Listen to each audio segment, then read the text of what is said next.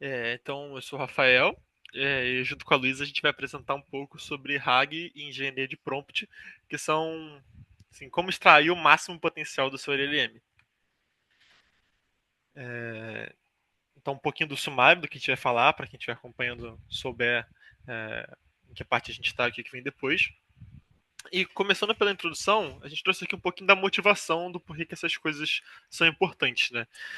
Isso aqui é um entre vários estudos que a gente pegou que mostra a diferença de performance entre um modelo normal e um modelo que usa desses artefatos. Né? No caso aqui, o artefato é o RAG, mas a gente vê que ele tem uma performance bastante superior em testes de benchmark. Normalmente, eles são testes de problemas ou de perguntas. E a gente vê que é um jeito assim de você fazer o melhor uso possível da sua tecnologia. É, eu sou a Luísa e eu vou falar um pouco sobre o Retrieval Augmented Generation, que é o nosso processo de RAG, que vai ser um dos focos que a gente vai falar hoje. Pode passar. E pela AWS, a definição de RAG é o processo de otimizar a saída de uma LLM, de forma que faça referência a uma base de conhecimento confiável fora das suas fontes de dados.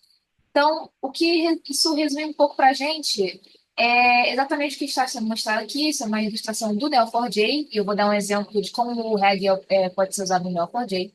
Mas, basicamente, o RAG é um framework, é uma forma de se trabalhar com uma LLM juntamente com uma base de dados exterior. Então, a gente tem aqui um diagrama que basicamente simula e explica perfeitamente como é esse framework de RAG. Basicamente, eu tenho um usuário que faz uma pergunta ao meu modelo, e esse modelo, ele tem dois componentes que depois eu vou falar, mas basicamente, para eu ter acesso a essa informação e fazer geração de conhecimento a partir de uma base de dados, junto com uma LLM, eu faço queries e faço consultas em uma base de dados específica que eu quero ter o meu domínio de dados. A partir dessa query de dados, eu tenho meus dados recolhidos que eu quero que me responda a minha pergunta. Eu passo esses dados recolhidos para uma LLM, e essa LLM, a partir desses dados e a partir do conhecimento também de geração de resposta de linguagem natural, eu tenho a minha resposta. Então, basicamente, o RAG ele junta a capacidade da LLM de gerar respostas em linguagem natural com as queries tradicionais que a gente usa em banco de dados para gerar uma resposta que eu quero e extrair conhecimento de uma base de dados de um domínio que eu quero. Pode passar. Alô? Alô? Alô, alô, tá me escutando? Aí, pode passar já. Eu passei. Ah, então, ué, que estranho. Pausou aqui pra mim. Mas Pra tudo bem, você eu tô aqui pausou? acompanhando. Aham, mas eu tô acompanhando a tela, sem problema. O que É, você tá vendo aqui, professor Casanova? Só pra gente saber se a gente tá na página certa. Você tá no Não, diagrama do RAG aqui eu tô no diagrama do Neo4j, que tem o ainda? papagaio da LLM. É ainda. Não Sim. passou, não. Ah, deixa eu compartilhar de novo a tela aqui então. Pode. Teve algum problema ali que provavelmente que desincronizou uma coisa da outra. Pronto. Basicamente, como eu estava falando, a gente tem dois componentes principais nesse framework de RAG, né? A gente tem o Retriever, que basicamente ele vai realizar os filtros e as capturas de documentos externos do meu domínio de dados que eu quero, uma coisa que da base de dados externa que eu tenho, e ele vai fazer a concatenação do prompt do usuário com os dados recolhidos e passar para a LLM para meio que a LLM entender, ok, esses são os dados que eu recolhi, que o YouTuber recolheu, e esse é o prompt e eu tenho que responder essa pergunta com base nos dados que eu recebi. E também o YouTuber, ele tem a possibilidade de fazer buscas semânticas também, por causa dessa dinâmica. Além disso, o Generator, ele é o próprio modelo de LLM integrado nesse setup todo de RAG, e ele gera resposta em linguagem natural. Então, no diagrama que eu estou representando ali do lado, a gente consegue ver que o Retriever, ele faz o Retrieve Document e Queries é, nesses documentos externos.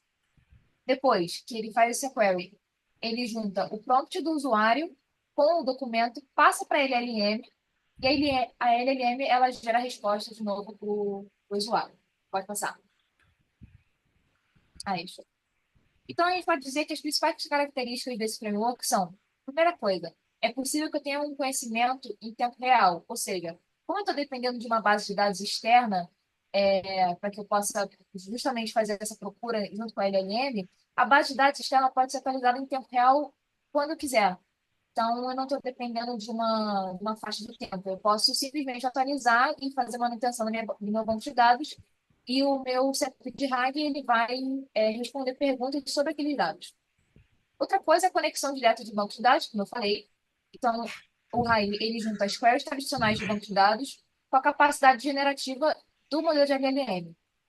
Não tem necessidade de treinamento, porque como eu tenho essas queries diretas do banco, eu não preciso treinar a minha LLM em cima do domínio de dados para que ela procure padrões e ela tenha conhecimento próprio sobre esses padrões, né? Então, eu não preciso ficar treinando, assim, toda vez que eu quero que ela aprenda assim, uma coisa diferente, não preciso ficar treinando e treinando e treinando a minha LLM. Eu posso só atualizar os dados, como eu falei antes. E, além disso, tem a possibilidade também de diminuição de alucinações, porque como esse dado externo ele está acrescentando no contexto que ele e como eu estava falando, há também a diminuição de alucinações, por causa do contexto da LLM, de maior contexto para a LLM, né? Além disso, eu estou fazendo aqui um exemplo de uso de RAG com Knowledge Graph, que é um tema que está sendo famoso por enquanto, né? Esse é também um exemplo do Neo4j. E, basicamente, esse fluxograma que eu estou mostrando está mostrando o seguinte. Eu tenho um tipo de documento, que no caso aqui está como exemplo PDF, mas pode ser qualquer tipo de documento que pode ser transcrito para texto. Depois que eu tenho esse acesso a esse meu banco exterior, com esses arquivos exteriores do meu modelo, eu recorto meus arquivos em chunks de texto, ou seja, em pedaços de texto. Eu tenho uma criação de uma representação desses textos, uma representação vetorial, que é como a gente usa em banco de dados em grafos, geralmente. Eu faço enriquecimento de um banco de dados vetorial, que no caso seria o Knowledge Graph, e depois, daqui para frente, eu tenho exatamente o meu framework original, tradicional de RAG. E por que que eu estou mostrando isso? Porque o RAG, além disso, das características principais que eu falei, a adaptação dele para diferentes tipos de dados e diferentes tipos de banco de dados é muito grande, ele é muito flexível. Então, basicamente, o que seria assim, daria mais trabalho, vamos dizer assim, o coração do RAG, seria você tratar os seus dados, ter uma LLM bem treinada e fazer com que eu possa ter um retriever que faça as queries nesse meu banco de dados exterior, né? Os desafios do uso do RAG, como eu falei, são basicamente três. Os que eu falei agora estão meio que inseridos aqui. O primeiro é um fine-tuning do banco de dados. Por que isso? Porque eu preciso ter dados relevantes para o contexto da minha LLM. Isso também ajuda na alucinação, isso ajuda a eu responder questões pertinentes que eu preciso responder, que eu quero responder. Além disso, tem a manutenção e atualização de dados, como eu falei, porque isso gera informação mais confiável e menos alucinação. E uso de uma LLM bem treinada para respostas de linguagem natural, porque isso vai formar respostas mais coerentes com base nos dados apresentados. Só uma curiosidade, porque aqui na disciplina a gente falou tanto nos modelos da GPT, né, da OpenAI, e aí eu pesquisei e eu estou respondendo aqui a pergunta. O ChatGPT faz uso de RAG? Não, ele não faz uso de RAG. Na verdade, o modelo do ChatGPT, ele tem um treinamento puro com uma rede neural, que a gente não pode esquecer que a LLM é um tipo de rede neural. Mas isso significa, esse treinamento puro significa que ele não faz consultas em um banco de dados. As respostas geradas pelo ChatGPT, eles são baseadas no seu treinamento. Então, o ChatGPT, ele é treinado, ele reconhece padrões dos dados em que ele foi treinado e ele gera respostas em cima daquilo. Como se fosse uma rede neural tradicional, vamos dizer assim, que não faz uso de regra. Tá. E aí, antes de entrar na segunda parte, que é a parte de engenharia de prompt, eu tenho um exemplo na minha história pessoal com REG, que eu acho que é legal para ilustrar um pouco como é que ele funciona. A Quantum, empresa de setor financeiro, organizou na PUC em 2022 uma competição que era um hackathon com o intuito de extrair informações de fontes não estruturadas, que eram PDFs. Então, era tirar de PDFs informações como, por exemplo, qual que é a taxa de administração de um fundo, qual que foi a receita líquida de uma empresa. E isso em 2022, que assim, no contexto de LLM muito tempo atrás, sabe? Uma era atrás, tinha muita coisa menos desenvolvida. E o grupo vencedor desse hackathon, ele usou uma técnica de usar um algoritmo tradicional para procurar dentro dos PDFs quais que eram as sessões que tinham mais chances de conter informações importantes, juntar essas sessões e mandar para a API da OpenAI, para o GPT, para ele extrair dali as informações para um formato de JSON. Então é uma versão rústica de um RAG, né? Você não tem muita sofisticação em como você vai tirar as informações dali. Normalmente você vai estar no banco de dados e você vai ter um jeito mais sofisticado de guardar, mas é um jeito de você usar as informações reais do mundo para trazer o contexto que o seu LLM precisa. Enfim, suposto vamos falar de engenharia de prompt. Eu sei que o grupo da última semana apresentou o mesmo tema, mas a gente pretende falar de um jeito um pouquinho diferente. Segundo a definição da Wikipedia, a gente tem que engenharia de prompt é um jeito de você estruturar o seu comando para ele ser melhor entendido pelo LLM. E eu acho muito curioso o uso do termo engenharia aí, desde sempre, porque ele pressupõe que é uma coisa que você tem que construir com uma certa técnica, né? Não é uma coisa artística, é uma coisa que você cria com engenharia. Pode passar, por favor, Luísa? Beleza. E eu acho que a maior intuição por trás da engenharia de prompt é essa máxima aí.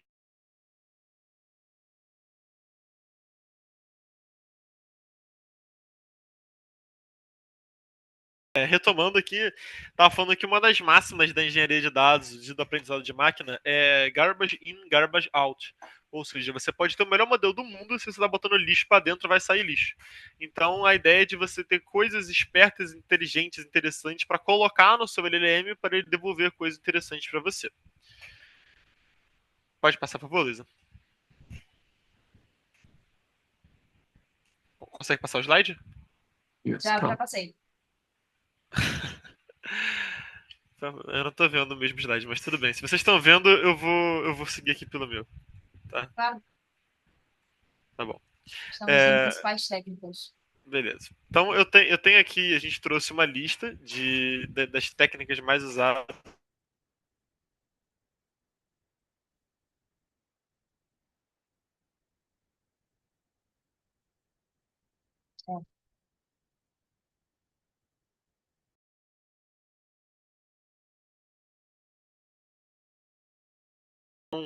É. Eu trouxe aí uma listagem das principais técnicas de LLM, só que eu não vou perder muito tempo entrando nos detalhes delas agora, porque a gente tem slides separados para cada uma. Você pode passar, por favor, Luísa? Passei. Então, vou começar falando sobre o que eu acredito que, no estado atual dos LLMs, é de longe a mais importante das técnicas de engenharia de prompt, é, que é você usar instruções claras. O principal que a gente está falando aqui é o modelo não consegue ler a sua mente. Então, se você quer uma coisa, você precisa comunicar isso com todos os detalhes que essa coisa implica. Igual você comunicaria com um ser humano, sabe? Você precisa. Se você quer somar uma coluna no Excel que tem dados de um dado tipo, você quer somar de uma certa maneira, você quer colocar isso numa outra coluna no final, você precisa explicar tudo isso. Porque se você só falar, me ajuda a somar os números no Excel, ele nunca vai conseguir somar isso direito. Ele vai dar um jeito dele de interpretar o que você quis dizer. Pode passar? Passei. E aí, ainda nessa pegada da especificidade, quanto mais específico você for, melhor. Se você quer que ele haja como uma pessoa, você fala: olha, eu quero que você haja como um professor de quarta série. Ou eu preciso que você haja como um jornalista profissional. Se você pedir para ele fazer uma coisa que ele já é uma IA que tenta te ajudar, uma IA helpful, né? Prestativa. Se você adicionar isso no seu prompt, você não está botando nada de novo ali, a qualidade do seu prompt não vai mudar em nada. Pode passar? Beleza. Isso vale também tanto para a persona que você está pedindo para ele assumir, tanto com o usuário que você quer que ele fale com. Então, se você está tentando ajustar o seu prompt para o nível de experiência de alguém que tem um mestrado, então você quer que ele dê informações muito técnicas, muito, podem ser informações densas, você tem que falar. Se você falar só, por exemplo, explique para mim ou explique para o usuário, ele não sabe quem é você, ele não sabe quem é o usuário. Então ele vai ter que assumir informações que não necessariamente vão trazer o melhor prompt. E isso é uma coisa que, assim, pela própria natureza, o LLM ele pode avançar tanto quanto for. Ele pode, sim. A gente pode estar daqui a 40 anos falando do GPT 90 e ele ainda assim não vai ser capaz de ler a sua mente. Então são coisas que são para sempre relevantes quando você está falando de passar informações para alguém, nesse caso para um LLM. Pode passar? Beleza. É, Outro ponto é o uso de palavras, de verbos de ação que traduzem o que você quer que ele faça. Então, se você está pedindo para ele resumir, você usar o verbo summarize, que seria resuma, ele é muito melhor do que você escrever, escreva de modo resumido, com verbos que são mais genéricos. Quanto mais específico você está querendo comunicar, melhor o resultado que você vai ter. Pode passar? Então eu botei aqui um exemplo de um prompt que, assim, teoricamente ele é um pouco mais completo do que o mais simples de todos, mas ele não coloca nenhuma informação útil nova, né? Ele pede, você é uma IA neutra e prestativa, você é inteligente, você é amigável para os usuários. Isso aí tudo, qualquer LLM já é, seja o GPT, seja o Gemini. Então você não está colocando nenhuma informação nova e importante. Pode passar. Agora, compara com esse outro prompt aqui. Você está pedindo para ele ser um assistente legal, que comunica de modo conciso, formal, usa um estilo legal e um tom profissional. Isso ele não vai fazer necessariamente se você não pedir. Então é um prompt que coloca várias coisas específicas que vão tornar o resultado daquilo ali melhor para você. Pode passar? Show. Então, deixando de lado um pouco essa questão dos detalhes, da especificidade, para falar de Few Shot Learning. Few Shot Learning eu botei aqui, assim, propositalmente um exemplo que não é necessariamente de LLMs, porque esse conceito é um conceito geral de aprendizado de máquina. Ele é um framework em que você consegue aprender a fazer coisas precisas com poucos exemplos. Então, em Machine Learning clássico com dados tabulares, você olha, eu tenho poucas coisas anotadas, poucas imagens anotadas, e eu quero fazer o melhor uso possível deles. Pode passar? E atualmente isso foi aplicado para o conceito dos LLMs também. O Few Shot Prompting seria você colocar no seu prompt vários exemplos de como que seria uma resposta certa, como que seria uma resposta errada, e com isso você está dando o contexto necessário para o LLM conseguir entender o que ele precisa fazer.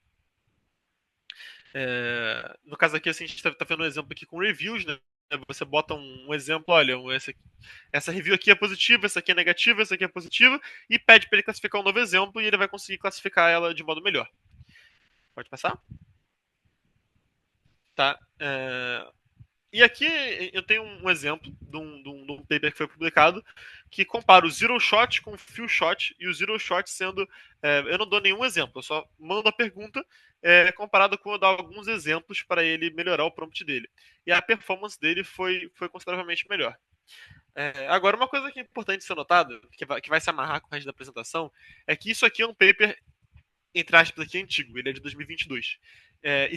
Os resultados que tentaram replicar isso hoje, 2024, com os principais LLMs, não existe uma diferença muito significativa do zero shot para o few shot.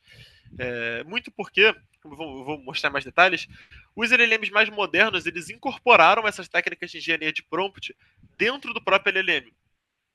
Então, é, tanto o few shot como o chain of thought, que é o próximo tópico que a gente vai mostrar, eles são feitos pelo próprio LLM para conseguir o mesmo resultado que a gente estava fazendo artesanalmente, manualmente antes.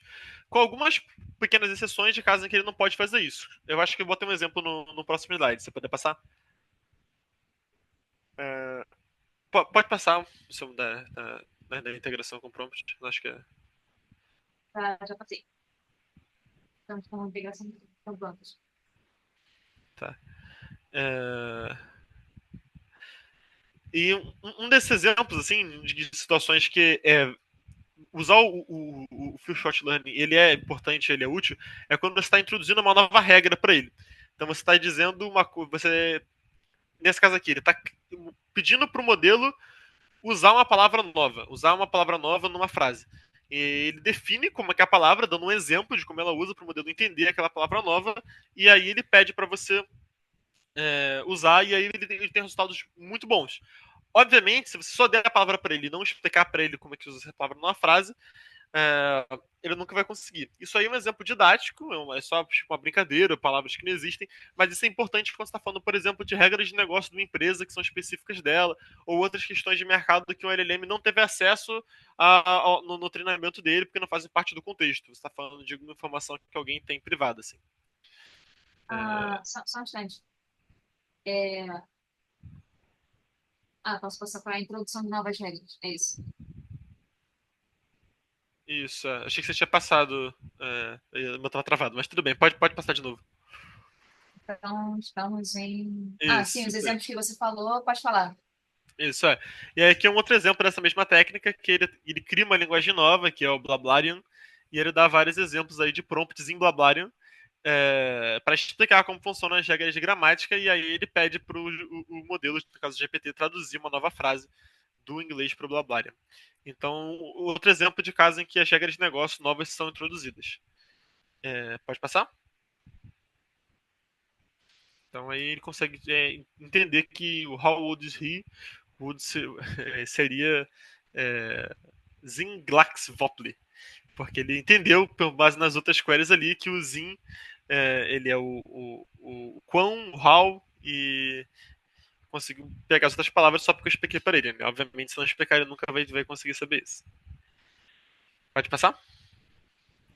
Beleza. Isso aí é uma limitação, tá? Do Free Shot Learning. Ele não ajuda, não ajuda você a construir cadeias de raciocínio. Se você pede perguntas como essa aí, que exigem um certo pensamento, assim, são perguntas do tipo verdadeiro ou falso? A soma de todos os números ímpares aqui nesse conjunto é par. Ele fala que é verdadeiro e a gente faz a conta ali e a gente vê que na verdade é falso. Mas isso é um resultado antigo. Se você pegar o GPT hoje em dia e fizer a mesma pergunta, ele vai responder categoricamente que é falso e vai responder certo todas as vezes. Porque os LLMs modernos eles têm uma capacidade de raciocínio aprimorada por conta das cadeias de pensamento internas deles que foram colocadas. Desde o modelo A1 da OpenAI isso existe. Então, assim, pode passar pro próximo. É, é, eu vou chegar nesse ponto, vou tocar de novo agora na cadeia de pensamento, é o ponto que é mais importante. Mas o, acho que a tese que eu estou trazendo aqui é de que essas técnicas de engenharia de prompt elas não são tão aplicáveis mais aos LLMs modernos. Mas vamos chegar lá. Então, essa cadeia de pensamento foi uma das coisas assim que mais revolucionou esse campo da engenharia de prompt, que ajudou muito os LLMs mais simples a responderem perguntas mais complicadas. Então, isso aí é um exemplo clássico de problema que eles têm dificuldade, problemas de matemática, que envolvem, você tem 5 bolas de tênis, ele compra duas latas, cada lata com 3 bolas, quantas ele tem, e é uma coisa que ele não conseguia responder. Ele não entendia de onde que vem a lógica. E quando você explicava para ele, olha, a conta que você tem que fazer é essa, você pensa passo a passo, ele começou a ter um resultado melhor. Passei pro lado, por favor. E aí, isso aí é uma nota de release da OpenAI falando sobre o modelo O1 deles. E eles explicam que a maior diferença do O1 para o GPT-4 é que ele faz uso de uma chain of thought interna. Então você manda uma pergunta para ele, ele a partir do prompt, ele cria um step by step de como ele deveria fazer, isso fica oculto para o usuário, e aí ele segue o passo a passo que ele criou para responder a pergunta. Então, de certo modo uma internalização de uma coisa que a gente como comunidade estava fazendo, mas que é feita melhor pelo próprio LLM. Então, eles os LLMs eles também são capazes de fazer essa engenharia de prompt que tem sido feita por humanos até então e aparentemente conseguem fazer isso melhor. O GPT-O1 ele tem benchmarks ótimos assim em todos os testes, comparados inclusive com o GPT-4 com engenharia de prompt. O que, enfim, sugere que eles são capazes de fazer a própria engenharia de prompt, a própria cadeia de pensamento. E eu coloquei um exemplo, pode passar o slide. Usando o próprio GPT atual, eu fiz a mesma pergunta, que ele teoricamente teria dificuldade de responder sem um engenharia de prompt. Você pode ver que ele monta a cadeia de pensamento dele. Ele fala: olha, eu tenho eu compro 2 latas e tenho 3 bolas por lata, então eu consigo 6 e eu vou somar 6 com meus 5 anteriores. É uma cadeia que ele construiu. Eu não falei para ele, olha, passo a passo para resolver esse. Ele sozinho inferiu qual que era a lógica. E ele fez isso usando essa lógica do step by step. Pode passar? Tá? Então, assim, os benefícios dele é que a performance, ele performa melhor em benchmarks, ele é mais fácil de entender o que ele está falando, porque você consegue ver qual foi a sequência de passos que ele levou para lá, e é acessível, porque é um jeito barato, você não precisa gastar milhões treinando ele para conseguir um resultado melhor. É... Pode passar? Tá? Mas eu acho que o principal, de novo, que a gente traz daqui, que traz do TF-Tot e do Few Shot Learning, é que são técnicas interessantes de engenharia de prompt que trazem resultados melhores, mas que estão se mostrando que o campo inteiro de engenharia de prompt talvez seja um campo que nasceu morto, assim. Porque quando a gente chegou nesse ponto dos LLMs fazendo o que eles chamam de auto-prompting melhor do que.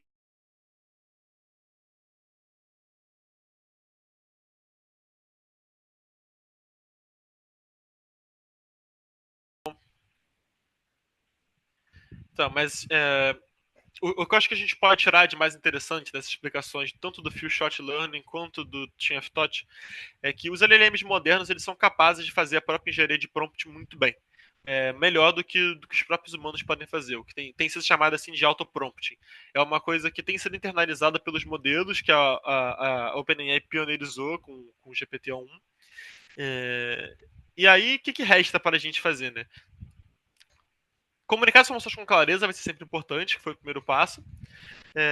E isso aqui é outra parte legal de teoricamente engenharia de prompt, que eu acho que vale a pena compartilhar, que são os chamados PALMs, ou Programmated Language Model, que é quando o modelo ele faz uso de ferramentas, ele tem acesso a, por exemplo, um interpretador de linguagem, e ele escreve e executa códigos para responder suas perguntas. Então, isso aqui eu testei com o GPT, pedi para ele calcular o desvio padrão de um monte de números, e ele pode não saber calcular o desvio padrão, mas ele sabe como transformar esse pedido num código e ele sabe executar o código, então ele consegue me dar a resposta perfeita de qual que é o desvio padrão dos números.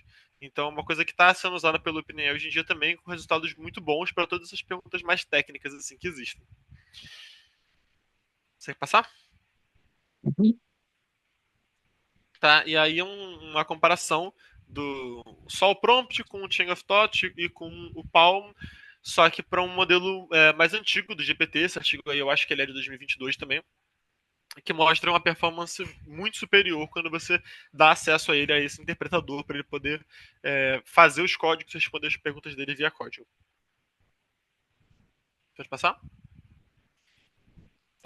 E aí ele chegou no ponto final que eu tenho mencionado, que é o tal do Auto Prompt Engineering.